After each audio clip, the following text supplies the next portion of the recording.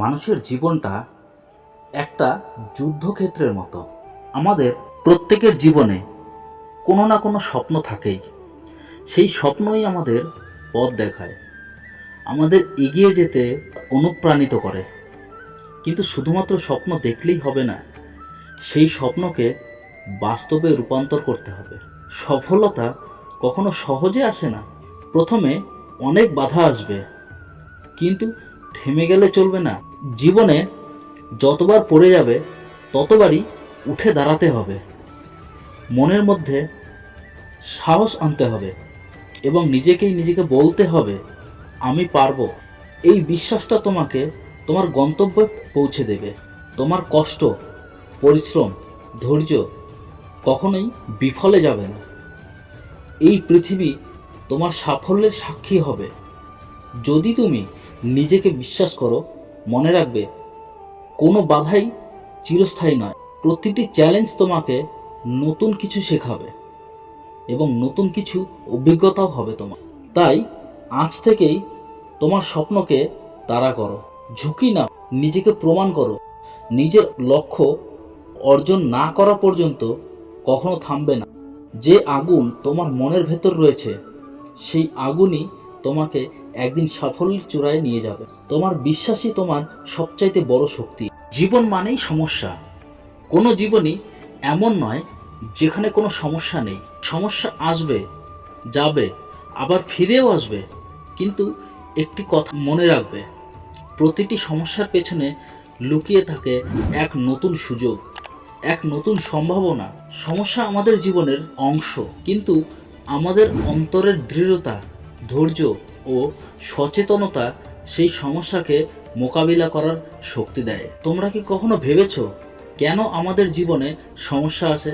কারণ জীবনের সমস্যাগুলি আমাদের আত্ম উন্নতির পথে বাধা নয়, বরং এগুলি আমাদের চ্যালেঞ্জ করে এবং আমাদের শক্তি পরীক্ষা করে, সেই সাথে আমাদের পরিপক্কতার দিকে চালিত করে। সমস্যার মুখোমুখি হতে হতে আমরা নতুন কিছু শিখবই, নতুন কিছু অর্জন করবই। প্রথমেই আমাদের মনে রাখতে হবে মনের শক্তি। এই মনের শক্তি যদি দুর্বল হয়, তাহলে সমস্যার সমাধান খুঁজে পাওয়া খুবই কঠিন। মনের শক্তি, আত্মবিশ্বাস এবং আত্মবিশ্বাসের পরিমাণ আমাদের শক্তি, আমাদের জীবনের গতি। মনে রাখা উচিত, মন শক্তিশালী হলে যে কোনো সমস্যা সহজ করা যায়। এতে ধৈর্যের গুরুত্বও অনেক বেশি আছে। জীবনের প্রতিটি সমস্যা সময় নিয়ে সমাধান হয়। ধৈর্য ধরা আমাদের মনের শান্তি বজায় রাখে এবং সমস্যার সাথে মোকাবিলা করার জন্য আমাদের শক্তি যোগায়। সময়ের সঙ্গে অনেক সমস্যার সমাধান নিজে থেকেই চলে আসে।